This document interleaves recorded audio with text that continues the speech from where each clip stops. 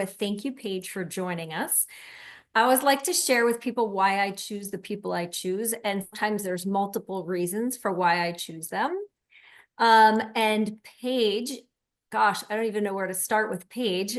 It's like Be kind, Sandra, be kind. Say very good things. all right, all right. I'll reel it back a little bit. No, sometimes you have those people that come into your life and you're like, whoa, where was I before I knew this person, and how did I exist? And Paige and her husband Bob are two of those people in my life. I met them at one of Gary Keller's masterminds in Austin, actually, I think. I don't remember. I think it was Austin. Anyways, I met Bob and I was like, he's incredible. He's an incredible business person, just super knowledgeable, great connector. Just loved him the second I met him. And then I didn't meet Paige until another event, and I was a little worried. It's always that spouse, like, oh gosh, what are we getting with the spouse, right? I mean, sometimes you can love one of them and not the other. And I met Paige and I said, well, shit, I love her even more, I think. And it just was a fast friendship, business wise, personally. We vacationed, we've mastermind, we have run contests with our teams together. So it's just been a true blessing having her and Bob in my life. So thank you, Paige, for everything, not just for being here today, but for everything that you've brought to my world since I met you. Well, Sandra, Bob and I feel the same. I think everyone on this call can probably agree that real estate can be lonely, right? It's sometimes an individual sport, or even within your team. That's the benefit for our team, is that we have at least somebody that we can talk to about it, but it feels lonely, right? I can't tell my parents my frustrations because they'll freak out and worry about, our income. You can only tell so much to your spouse. You can't really dump on your friends because they're also your clients. So the fact that we've sort of built a network and a friendship together has really allowed Bob and me to grow. So thank you for that. Well, thank you. All right. So I don't cry here talking about this. Let's move on. So Paige, on here, we generally will have people that are brand new to real estate. We will have people that have been in it longer than you and I. And we have people from different companies as well. So kind of as we talk, let's keep that in mind, that, the KW acronyms, not everybody knows. So we'll try to keep it going that way. Yeah. If you would you just give us a little background of like how you even got into real estate? Like what drove that craziness from the beginning? So when you asked me to do this, I was like, I'm happy to do it, but I would rather do anything other than talk about myself. So this is going to be the hard part of the discussion for me. I got into this as a fluke, as a way to pay rent, and with no business plan. So, super successful off the bat, right? I mean, who doesn't want that? No, my husband is an entrepreneur. He starts companies and sells them. And he had started a new company. We had moved back to Houston. I'm originally from here. We were living in Austin at the time. So we migrated back for his work. And I was going to grad school for a master's degree in university administration, because I loved working with people, especially developing people, and college students at the time was the exposure that I had to that. And that's what I wanted to do. So I'm working on my master's degree, and in my summer off, my dad said, hey, I'm going to get my real estate license because maybe when I retire, I'll want to do that. And I said, well, that's great. Let's do a father-daughter thing, right? And so we took real estate classes together, and I went to those classes, and I had no idea that I could be so fascinated by, eminent domain and easements, and everything was just interesting and beyond. And then I went back to grad school and I was like, oh my God, this is so not interesting. What am I going to do? So my husband's like, well, we can quit paying for grad school and you can actually go to work. And I was like, oh, that's a novel idea. I thought maybe we should try that. So I quit grad school with 9 hours to a master's that, 20 plus years I will have never received. And I started my real estate career. My first year I sold one house because like I said, I am started without a business plan. So those of you on the call, if you don't yet have your business plan or know how things should look, don't start like me, because it took me a long time to sort of figure things out. Well, you sure did figure them out. So that's the good news. So one house, so you were basically, above average. Yeah, well, that's true, especially based on the numbers this year, where 70% of agents nationwide didn't sell a dang thing. I mean, I was at least in the 30%. Back then, most everybody was selling a house. Well, luckily things have definitely turned around from that one house. So, okay, so we got into real estate and like from the beginning, you had no plan. So at what point did you develop a plan? Was this a Bob thing? Did Bob get involved in this? Well, at one point, you kind of look up and you're like, I'm looking around the office and these other agents who could almost barely fog a mirror were selling houses. And I'm like, what is wrong with me? Am I just terrible at this? What do I not understand? And it was that moment of clarity that while I was from Houston, I was from Houston growing up. I didn't have a network. And so when we moved back as young professionals, we were really starting from scratch. And I think the hardest place to be in real estate is starting out at, in your 20s, because you don't, how does a 25-year-old guide somebody who's bought and sold 3 houses through the process, right? There's a trust gap that has to be developed. So I had a trust gap, and then I also had no network. So I had to figure out, how do I find clients that are like me? Because this concept of like, people should just know I'm a realtor and hire me. And just because I go to the office and I answer the phone for whoever's calling in on the sign calls, that maybe they'll like me and hire me, was a very unsuccessful strategy.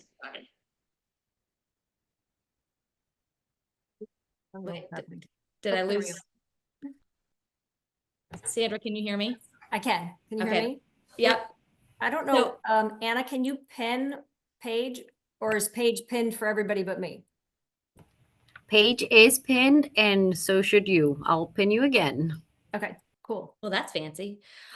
So back in the day, I had to figure out, how am I going to find people? And because I don't have a network. So we decided the way to do it would be to build an online presence. So we bought the domain name HoustonProperties.com back when domain names were a new phenomenon. I slowly over time amassed probably 150 different specific domain names relative to specific neighborhoods in Houston, including condos, and built content around them so that I would be ranked in Google on the first page. And so when folks didn't know who to call because they didn't have relationships, I showed up on those pages and they called and I answered the phone. And that's how we started building the business. Okay, so you just said 2 things that I want to touch on that were shocking. 150 websites. Yeah. That's insane. And then the second thing is, you said I answered the phone. What? You answered the phone? Yeah. So I like most of us on this call struggled, especially early in my career, being bold enough to pick up the phone. That was just a terrifying fact for me. And so I had to figure out how to make people call me, right? Versus me calling them, especially with no network. So the way we figured it out was to build websites, put up content, people called, but then I have to answer, right? Otherwise, that's a lot of work for no value. Yeah. Well, and I totally agree with you, Paige. Our business is built the same way. For people calling us, we do it through farming. You do it through websites. So 100% agree. It's a much nicer it's a much nicer business when they're calling you than when you are, cold calling or reaching out to people that don't necessarily want to do anything. Right. All right. So that was a great start to your business. And I know there's people on this call that are like 150 websites. I cannot do that. And that's okay. There's plenty of other great things that Paige does too. I think that when I think of you guys, when I think of your team, I think First, I think technology, right? You guys have done such a great job with technology. Not everybody is as techie as Bob, and we love that about him. But I know other things that you do that I'm always impressed with is the relationships. And I think it's interesting, you know, because I think of you as technology and relationships, right? So they're usually kind of one or the other, and you guys are really both. Like you've melded them together in such a magnificent way, that you're super close with your clients and your people, and you're purposeful about it. So one of the things that I always admire that you guys do is a lot of events. And I know you do big events, but I think that for me, I'm more impressed with the micro. I'm going to call them micro events. I don't know if you call them that, but that's what I'm going to call them. I know you guys are not afraid to invite people to your home. You're not afraid to spend money and have things catered. So talk to us a little bit about that, because I think that's something that anybody on this call could easily do literally next week. Valentine's Day's on Friday, you know, invite some people over. But tell us a little bit about how that goes and how that started. Well, it sort of goes to a philosophy that we have, and it is rooted in you look at your end of your life and what makes you happy. And there's the Harvard Happiness Study that's been going on since 1938. And one of the things that they say, who is most happiest at the end of their life are people that have close relationships. Fame, money, at the end of their life, they don't care about any of that. They care about close relationships. And so my philosophy as I went through business, knowing that I was better face to face and in communion with people than I am cold calling out, calling expireds. That was just never my forte. Was how do I have an integrated life approach where everything that I do, I can do with people that I want to be in relationship with, and that in those relationships, that is also beneficial to my business.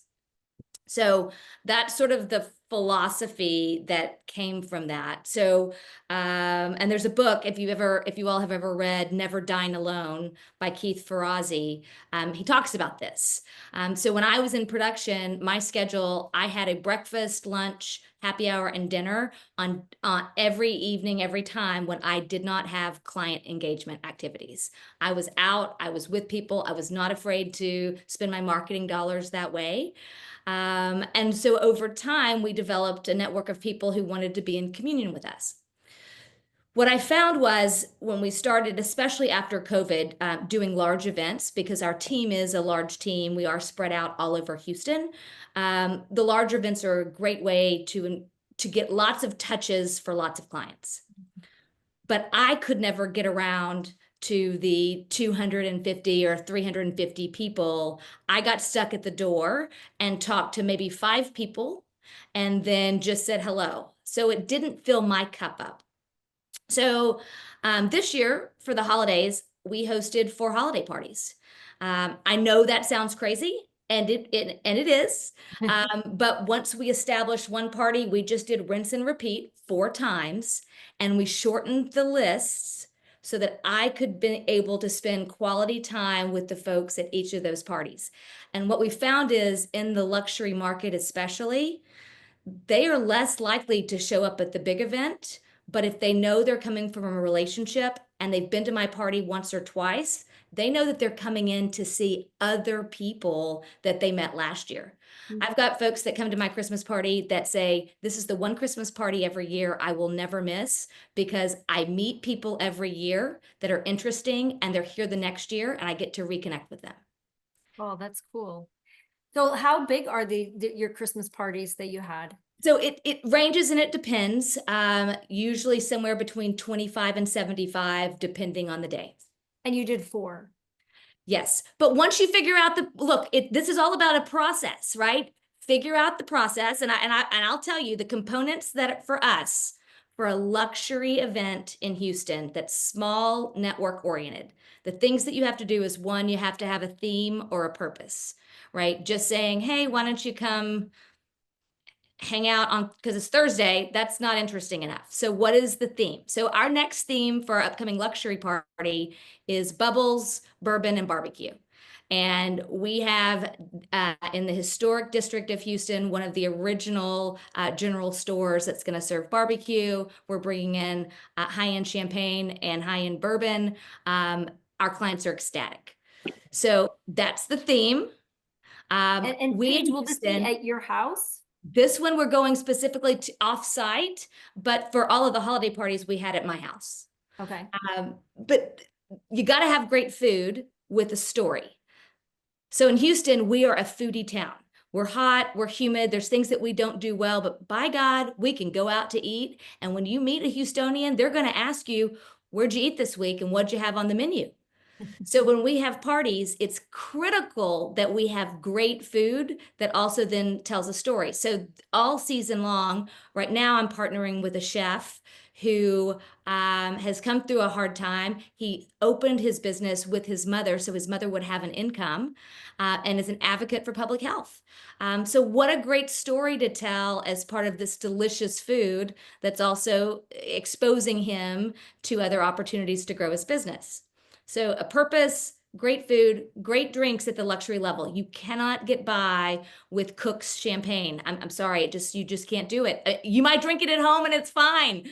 You don't have to also serve Top Chef level, but you've got to have something in the middle that is reasonable, because your clientele will know. Right, that's the difference. At least here in Houston, we certainly find that. And then the combination of interesting people. And what we do is we text people when they are coming and saying, hey, I want to make sure you meet so-and-so if I don't have a chance to introduce you. Be on the lookout for Sarah. Sarah also works in the oil and gas industry. She just does this and she lives around the corner from you. So we're building community, and I can only do that at small parties. And I'm not afraid to have the parties at my house because here's the reality. I've traipsed through theirs.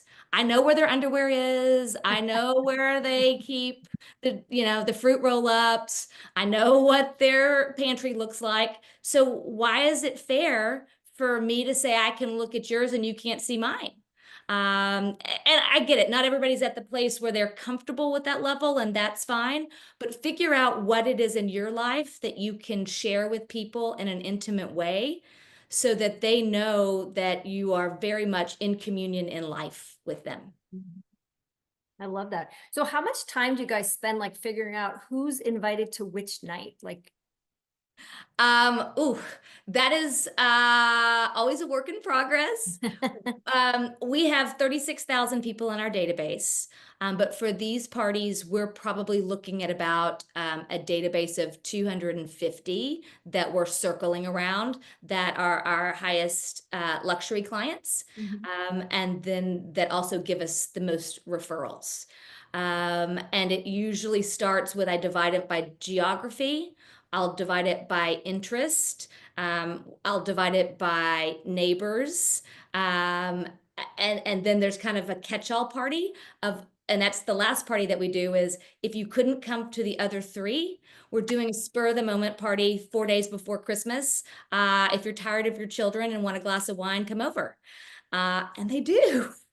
I love that. So Paige, you went from no plan to like serious plan. Like you are one of the most planned people. For example, Paige has her whole year already calendared out. Yeah. All of her events, her travel, personal travel, work travel. We were trying to come up with something we wanted to do, and they're like, oh, let us check our calendar. We've got it all planned already for the whole year, which I think is amazing. Like you've got your roadmap for the year. Your anxiety level, I'm sure, is a lot lower. Not to say that you're not going to have anxiety doing, if you do 4 Christmas parties, but at least you've got it on the calendar at the beginning of the year. So you've got a roadmap to what you're going to do. Yeah, without a doubt. As when I was a single agent, my calendar was my Bible. And if it wasn't on my calendar, it didn't get done.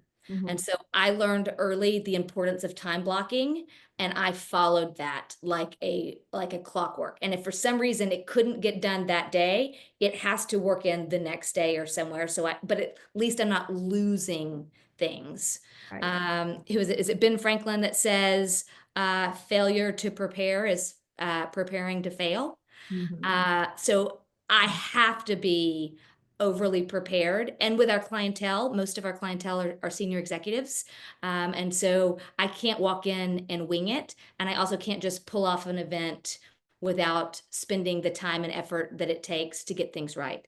Mhm. So we spend, I got show and tell for you guys. Yeah, we love show and You tell. can Bring see it it. on.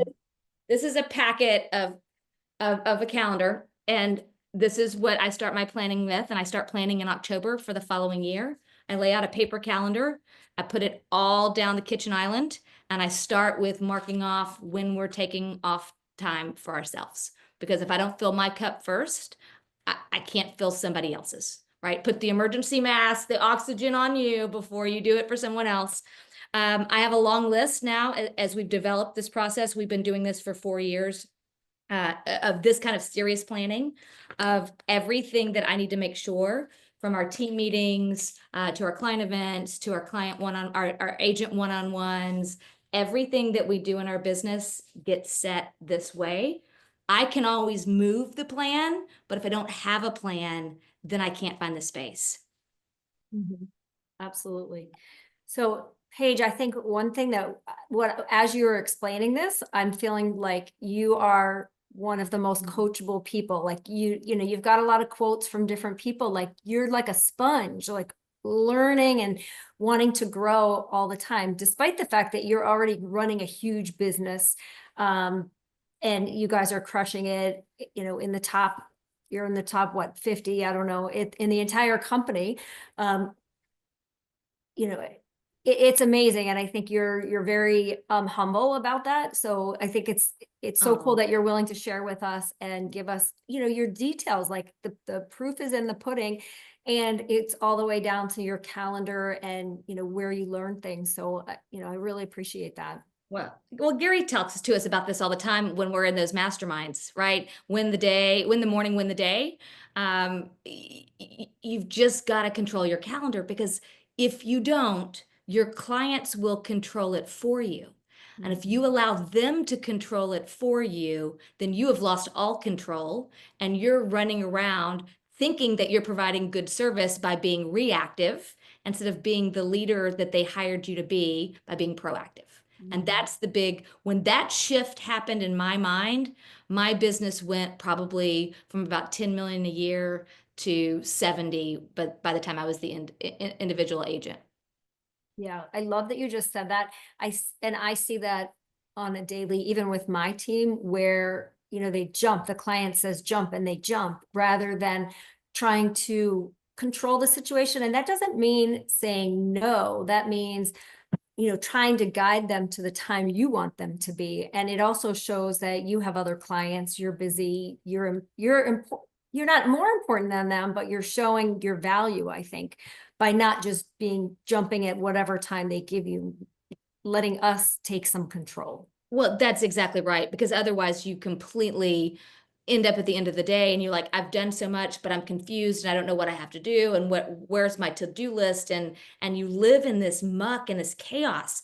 And then at 2 a.m. you wake up in the middle of the night and you're like, oh my God, did I remember to do this, or I've got to send this email, and then you don't go back to sleep till 4, and then it means you got no sleep and you're starting again, right? So Right. it is, I believe that time blocking is the single best practice you can adapt in your business if you want to go further than where you are. Mhm.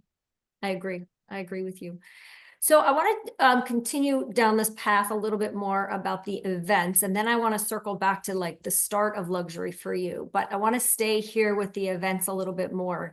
How many events are you doing a year, of the micro ones and then the bigger ones? Oh gosh, micro events, we will probably do easily 12.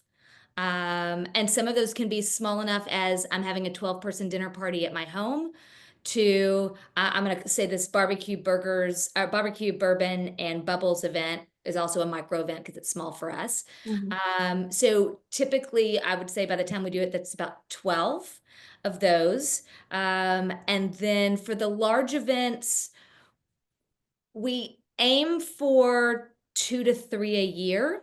And we try to figure out what is the best cost-effective way to do that. So it allows our agents to go out and call folks and just say, hey, thinking about you. I'm not calling to do anything other than invite you to something that is fun, because it just gives us a chance to go to them with value without that pressure of saying, I want something from you. My goal is must be present to win. And so if I'm always inviting you to things, then I'm present.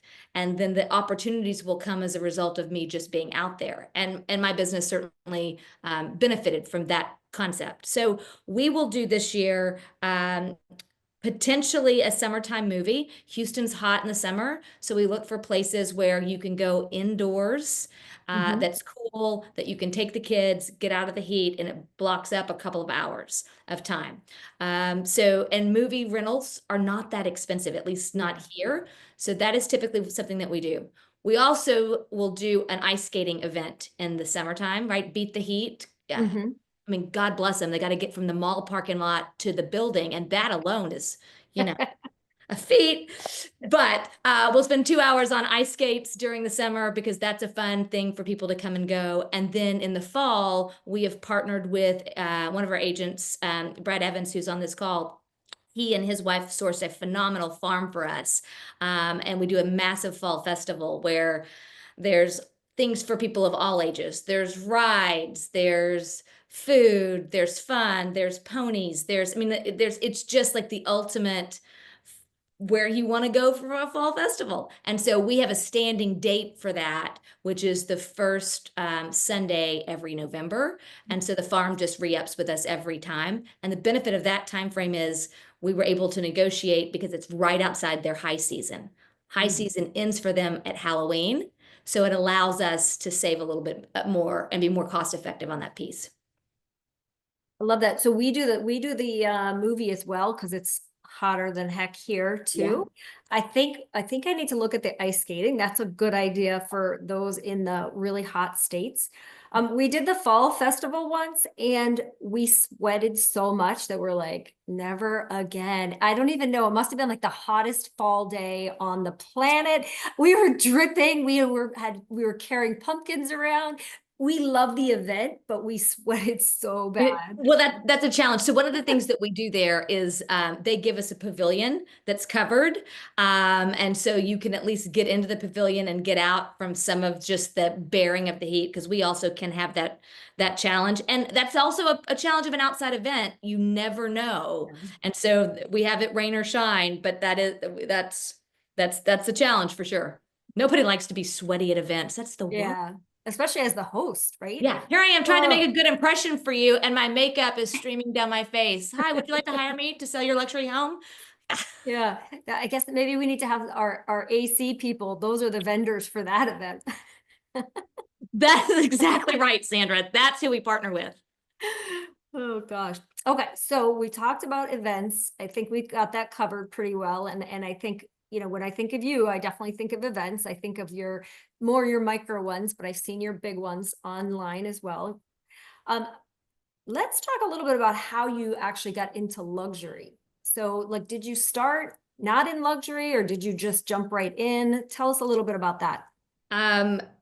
Well, remember, I had no business plan. I know we had no plan. So we just so what could possibly go wrong? So in the concept, well, I'm going to back up and I'm going to give you 2 examples of this, and it will lead into kind of where I'd like to go with it. There's this concept called the crumbs business, right? Business that are built off of the crumbs, like a breadcrumb.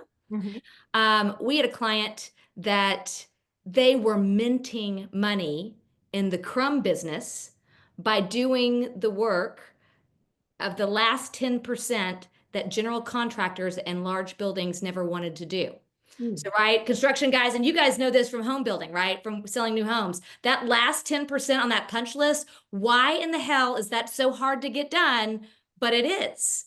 And so they built a business off of the crumbs of that at a commercial level. Okay. Right? So they found this niche that wasn't being served.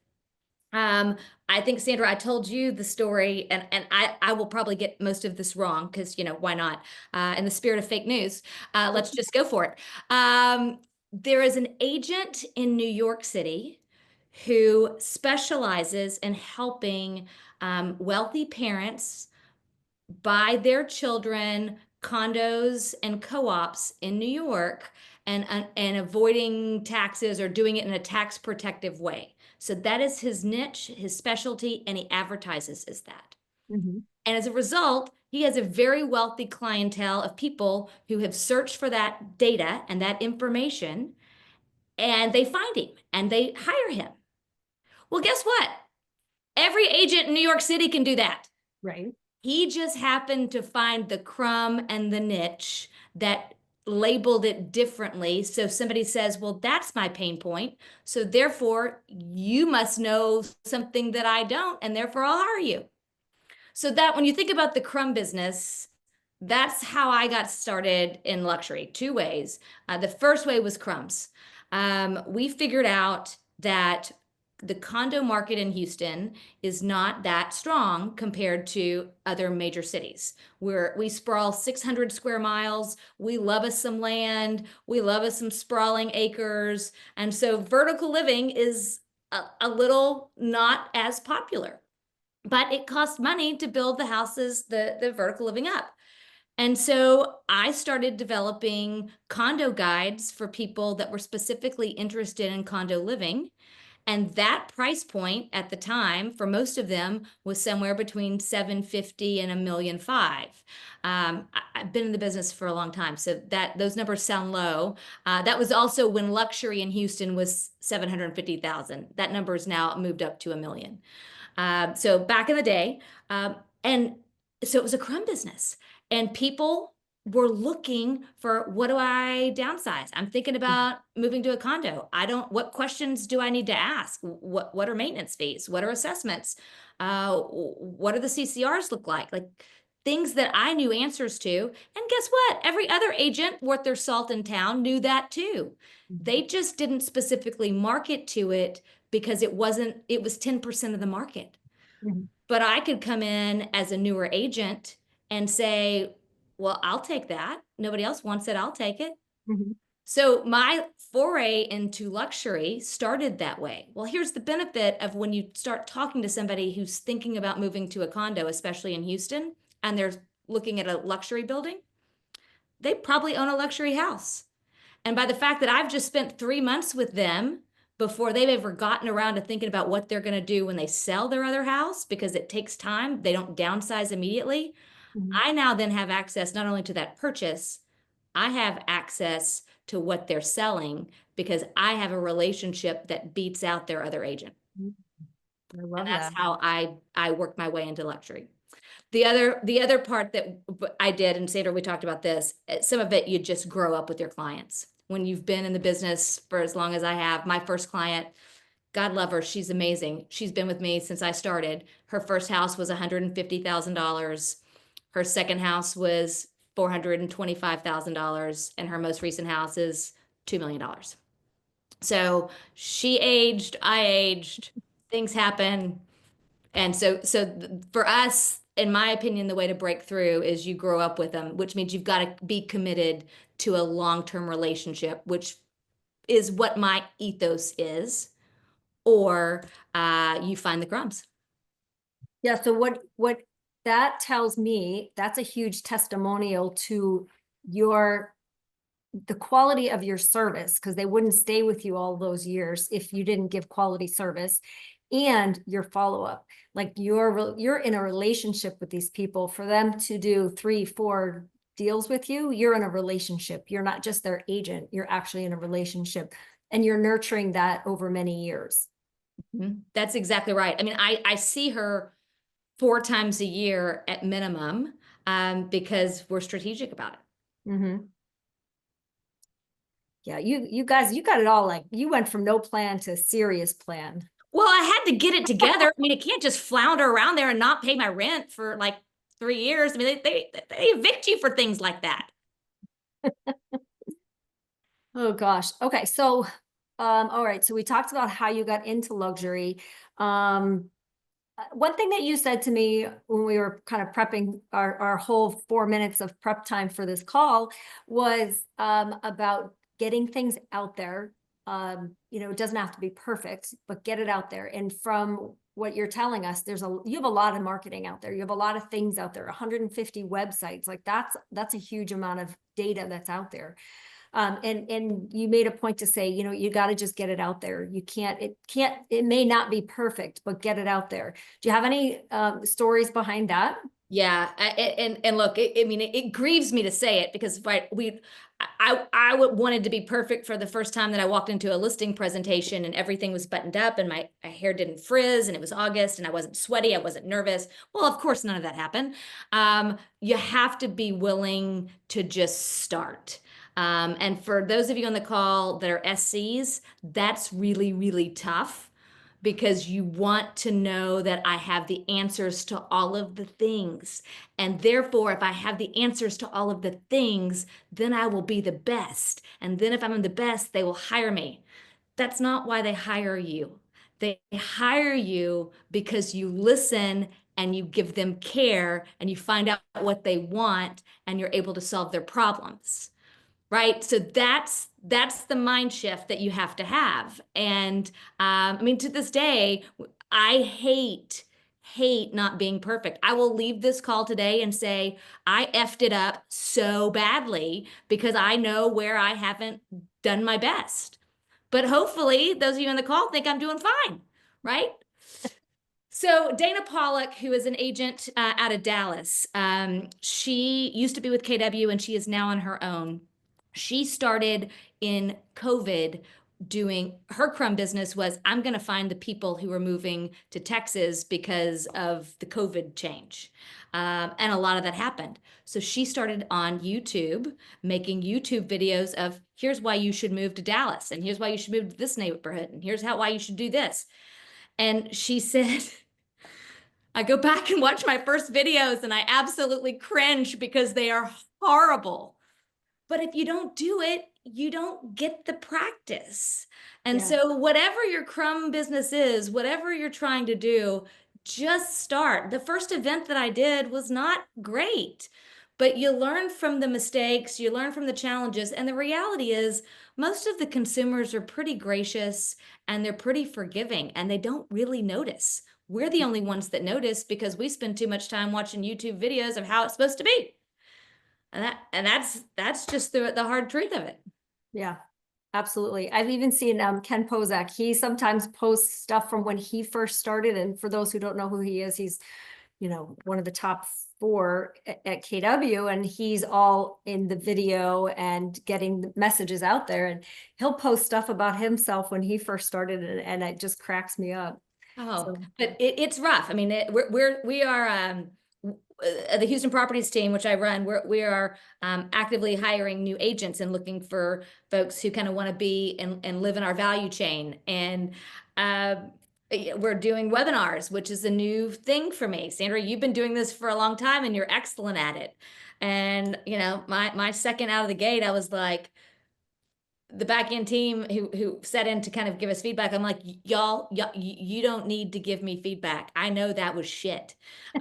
Pardon my language, but it was.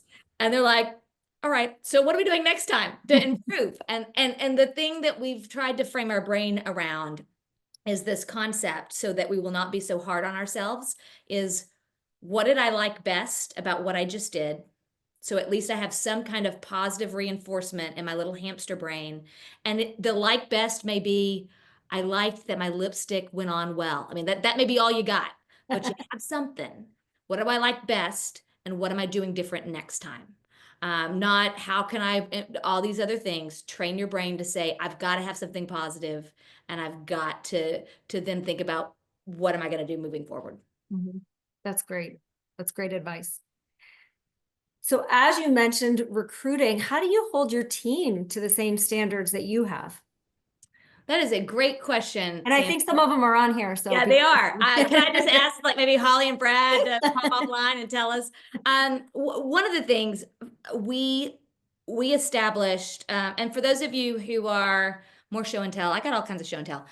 For those of you who are looking to grow a team or think about your business, this book called Traction, it is outside of the MREA book for Gary Keller of how the process works, Traction is an entrepreneurial operating system. And everyone on this call is an entrepreneur, whether you want to be or not, because you have chosen a life of service and you've chosen a life of, I want to be my own business owner, right? Even within teams, you are still doing that. So in that process of going through establishing the Traction model, we went through and established our core values, which are accountability, care, coachability, knowledge, and transparency. And so what we do is we rate each other on those values and we rate our clients on those values. And that allows us very healthily to understand where we are. What we find is that when our agents or clients are out of balance with that value system, then it prompts the need for a conversation. And most of our agents, they're like, full accountability. I did not get this done. I had a heck of a time with all these other things. I will, and I'll get it done by blah. Or, you know what? I know that I said I was going to do this, but this just isn't going to happen. And instead, I'm going to do this. So the transparency and the accountability piece, we care a lot about. Our agents set all of their goals at the beginning of the year of what they want to accomplish production-wise. Then we help hold them accountable to the base numbers to get there. So if Shannon says, I want to sell $25 million, we have the recipe of here's the math that you have to do to get there, which boils down to how many contacts do I have to have? How many meetings is that going to provide? From meetings, how is that going to get me to closings? And then you set the metrics, and then the math is the path. So I'm not holding them accountable. The numbers are holding them accountable. I love that. You're not the bad guy. I'm not the bad. Well, I am the bad guy. Bob's like, look, I got to have a hard conversation, Paige. Can you come in and do it? And I'm like, why do I always have to be the person who comes in and be cranky? He's like, because nobody likes it when mom is mad.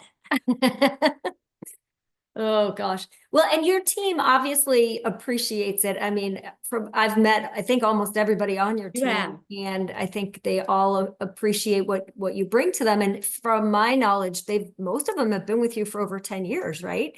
Well, we have a lot of longevity in our team. That requires me to do math, and I outsource that. But yes, I think we're probably, I don't know, 12 to 3 years is our tenure, so a long time. Yeah, that's a testament to, the support that they get, and obviously the business that they run. Well, and it's a testament to having mentors like you. I mean, you've been to 2 of our team trips and poured into our team immensely, and they've all come away better agents because they got to hang out with Sandra. Thank you. So much fun. So much fun.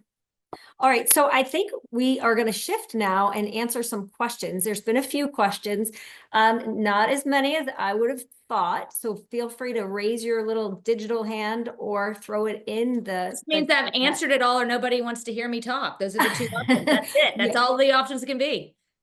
I don't think so, Paige. I think they all want to hear you talk more. And I want to just point out, I don't know if any of you are in her area and you're looking for a team, but they're hiring. So this might be your opportunity to get on board one of the top teams at Keller Williams. All right, let's see. What do we have? My left contact's not working very well, so I'm trying. I have one for you, Sandra, and for Paige. And this is from Rachel, and she would like more examples of the micro events that you host. More examples of the micro events. Okay, so we've done one for professional ladies where they come to my house. We have there's some people in town that will kind of do personalized styling. So we invite the stylist to come over to do some styling. We provide, there's always Botox at these because, we all have to stay coiffed. A Botox, a stylist, bubbles, private chef, ladies of the same kind of age and level in their career so that they have things to talk about. That's one of the things we a micro event that I'm doing coming up. It's called Women Who Rock. It is actually a scholarship um, raise for the United Way, but for the tables, we have 2 tables. They are meeting at our house. We are hiring a party bus to take us to the event.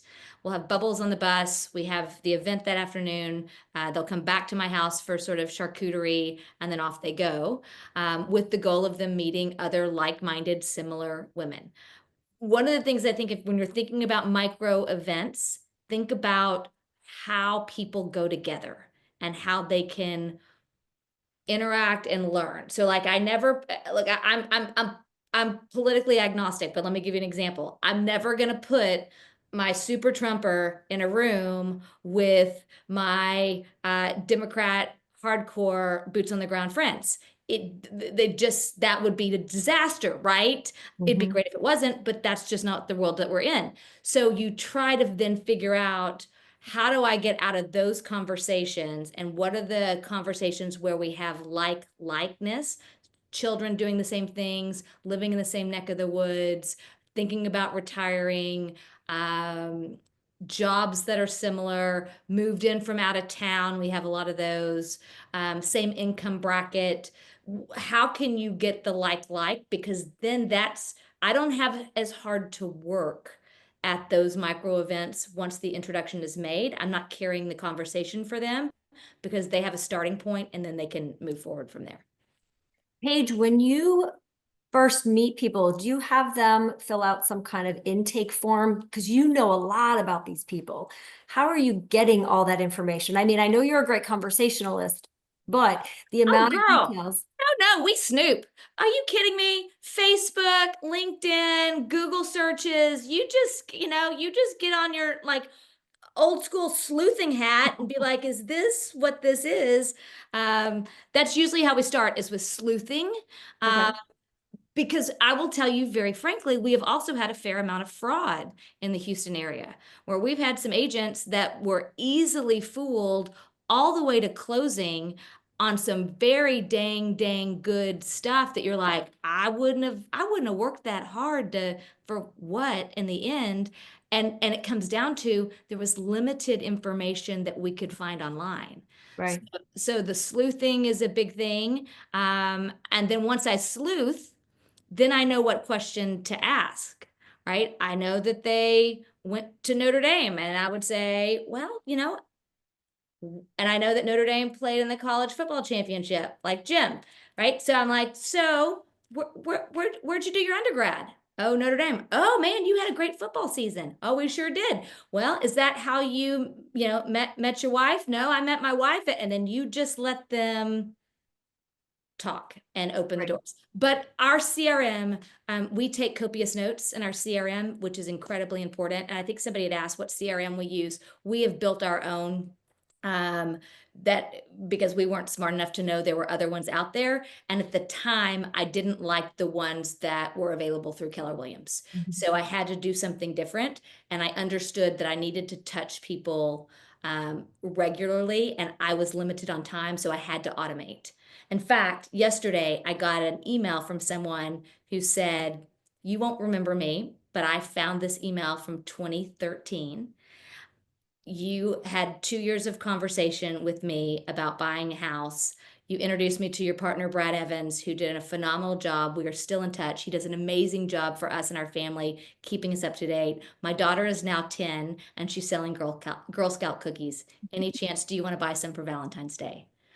I mean, how sweet is that? That this is somebody that I have been pseudo in a relationship with since 2013. And Wow. that's the power of technology. And while I don't love it, I think you all need to think about, what can you automate to be able to do things more effectively and efficient, because that's the only way you can protect your time. Hmm. Absolutely. Yeah. And AI can definitely start helping with that as well. Oh yeah, yeah. Chat GPT is my new friend when I'm writing emails. Love it. How about vendors for your events? Oh, we suck at that. Full disclosure, we try to do a great job at that, and we do. Some of our vendors are helpful and do some are not. We just somebody else has got to do that better than we do. If anybody on this call has an idea, I would love to hear it. I am all in, because that is sort of the last thing I think about when I'm planning the events. Epic fail. Yeah, I hear you. I feel like that's not one of our strong suits. I kind of like having more control over things, and if it costs me a little extra, then I do it. I know there's people that do it and do it really well at a really high level. So we're gonna connect with those people. Well, one thing we are going to try, and hit me back up in 6 months and see how it's working. Our title company that we do a lot of business with, and one of our lead lenders that we do a lot of business with, we're going to connect and figure out what it is that our clients actually need on a regular basis outside of a mortgage, a title policy, and buying and selling a home. And then how can we provide that level of value through events, opportunities, emails, text, so that we are the three go-to people when they think about anything. Because ultimately, I want my client to think about me when they need a pet chiropractor, right? Because that is a touch point and I'm adding value. Right. So how can we become the go-to solve everybody's problems? And then what is the army of resources I need to build to make that happen? Love that. Who's actually answering those calls? Which those calls that come in, we have a grasshopper line that comes in, and our agents are answering those calls. I love that. Awesome. Let's see, a couple more questions. I'm going to stick with the events. They're asking how you promote the events to meet new people. Is the purpose to get new people or just to interact with existing? Our goal is to bring new people into our world so that I want my life to be a funnel. And so who are the new people that I have met that need to meet my existing database, because then that makes them sticky to me. So new people in, existing people having a great time.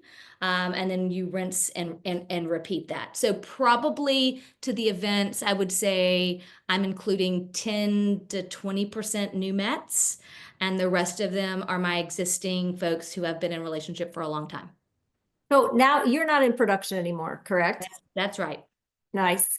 So are you relying on your agents to find that 10, 20% of new people? Are you relying on them to give you those people that you're bringing in? They certainly can and have the option to, because they are boots on the ground, especially for our luxury clients. So they're going to have some insight in terms of like, hey, are they good fit for our value matrix? Are they good fit for us? Do they kind of live and breathe the way we kind of want to operate? So they come in that way. And then I am extremely active in the community. And so a lot of folks are still coming from, I spend probably 50 to 60% of my time out of the office doing non-real estate things with the goal of meeting new Mets that I bring into my world that eventually will become clients. Oh, I like that. So what does that look like? Well, Sorry, I'm getting very personal, Paige. It's an incredibly complicated schedule, but I am sitting on several boards. I have several networking groups that I'm in touch with. I am working through other friends. Like the concept is you have your Mets, right? The people that I know. How do I get into those Mets databases? And so one of the things that we've historically done is we've done private chef dinners, other micro event. I think that was a question. So you close a luxury house. I hire a private chef. I say that I'm coming over, I'm bringing a private chef, and who all are you inviting? Well, luxury clients typically have other luxury friends. So at that dinner party, and they can invite 3 other couples, I just met a whole lot more folks that now I have a relationship with because I've been belly to belly with them, spending time with them in an intimate way and a unique experience. They go into my database because they have to come into my database because I need to know what allergies they have. The chef's got to coordinate with them, all these kind of things. And then all of a sudden they pop up 5, 7 years later, just depends. I've had some like literally have been like, I met you at a dinner party 7 years ago when so-and-so bought their house. I've been getting your emails ever since, and it's time for us to move, and we would love to hire you guys. Wow. That's the value of long-term relationships. And what Right. I think, if I summed up anything in my career, despite the fact that I had an abysmal start, is the importance of the long game. You can't be willing to pay the short game just for short money. You got to play the long game if you want to be successful here. Right. And you've really done a great job of combining your personal life with your work life. So work isn't so much work anymore. Work is now your fun as well. Yeah. Yeah. I mean, it goes back to that integrated life approach. And so if it all works together and I'm enjoying it all and finding ways for it all to work in a very harmonious way, then I'm living what I feel is a very fulfilled life. Absolutely. All right. I think we had a couple more questions. So I think as far as promoting the micro events, it doesn't sound like you actually promote it. It's more of a personal invitation. Yes, that's exactly right. We're not promoting, we are individually inviting, because the power for us is in the touch and in the invite, not in mass people and stranger danger showing up. I don't do stranger danger very well.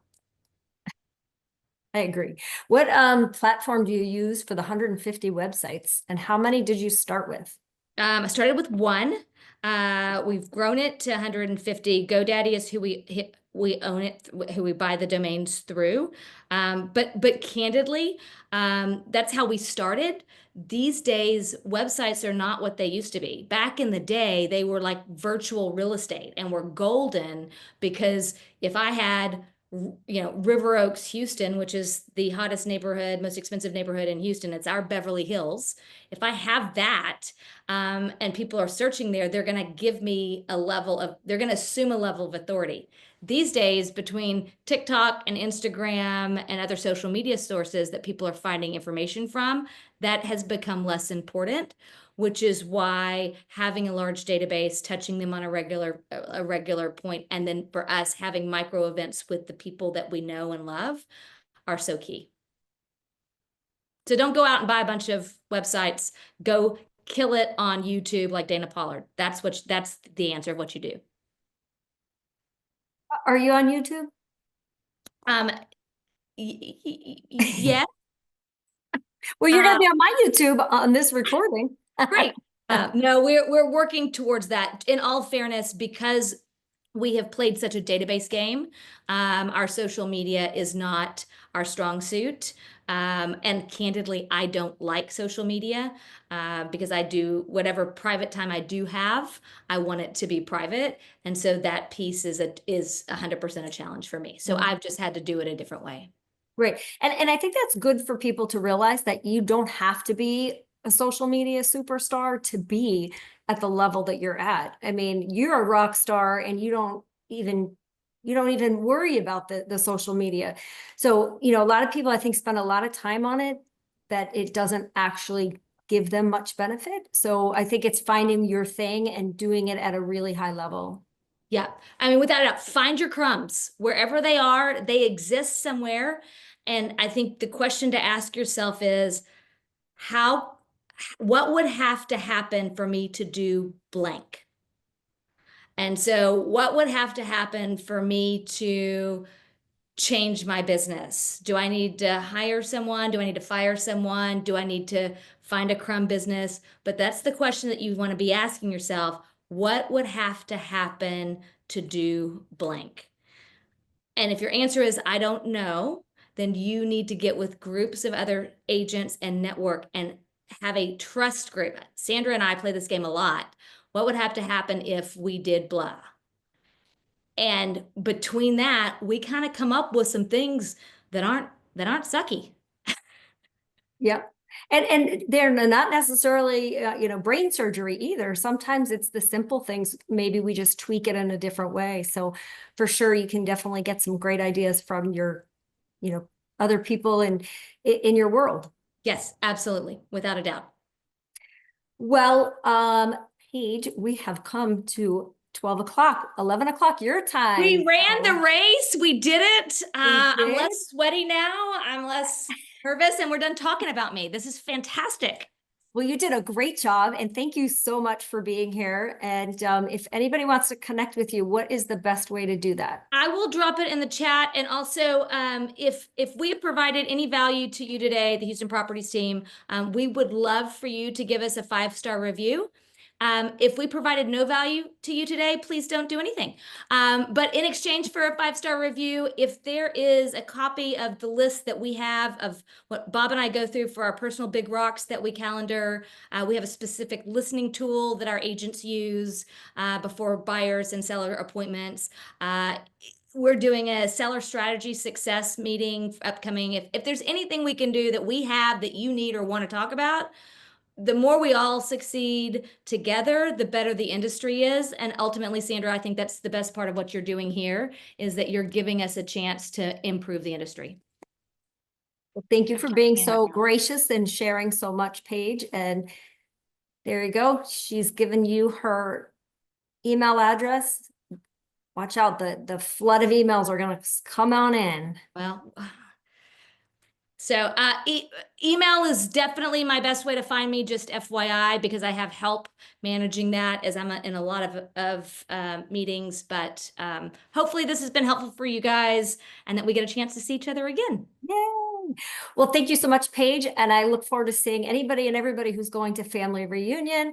And please get in touch with Paige. Send her your referrals. They just closed a great one for us that we sent over 2 months ago. They did it in record time. So they are your referral to Houston.